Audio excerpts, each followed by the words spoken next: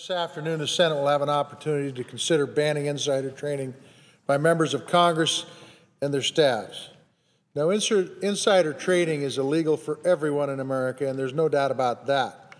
But when it comes to the information that folks in Congress learn before the general public learns it, there are no clear-cut rules, and that's unacceptable. Folks in Congress clearly have advanced knowledge of which bills and issues Congress will consider. They know how those bills will affect basic goods and services, and often the legislation we pass impacts how well a company does on the stock market. Good men and women work for Congress, and I have the deepest respect for my colleagues. I would say all come to the Senate with good intentions to carry out their daily responsibilities without thinking about using information that they learn for personal financial gain. And that's why banning insider trading should be an easy lift. The fact that members of Congress and their staffs are allowed to buy and sell stocks based on privileged information is incredible to me. Congress has historically low approval ratings from the American people. They believe many in Congress don't represent them and have forgotten what it means to be a normal American.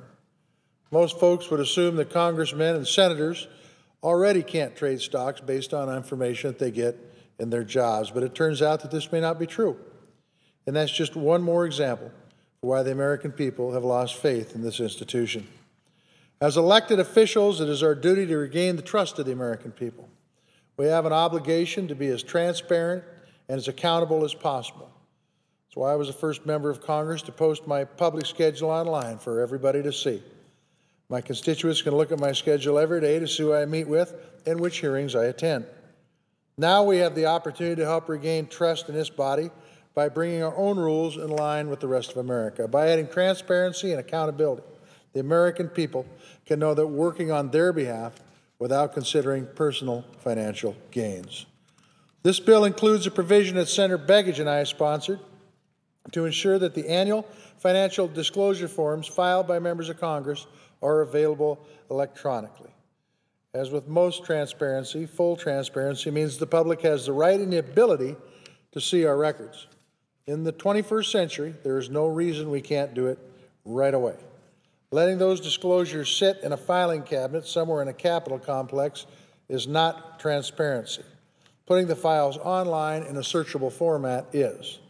In a time of hyper-partisanship, this is an opportunity for both sides to work together on a bill that we sorely need. There's not a Democratic or a Republican angle to this. Every elected official should want to make sure that the rules we are held to are consistent and transparent and in line with the rest of the nation.